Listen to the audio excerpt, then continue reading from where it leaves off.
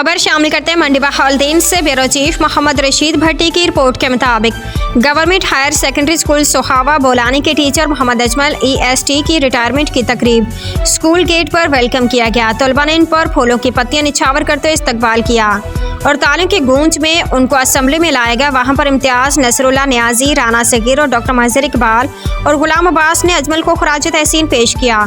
इसके बाद असातिज़ा और तलबा की तरफ से अजमल को तोहफ़े पेश किए गए। अजमल ने स्पोर्टिंग स्टाफ को इनामात दिए। नकाबत के फ़राइज़ स्टाफ कोऑर्डिनेटर डॉक्टर महजर इकबाल ने सरअंजाम दिए।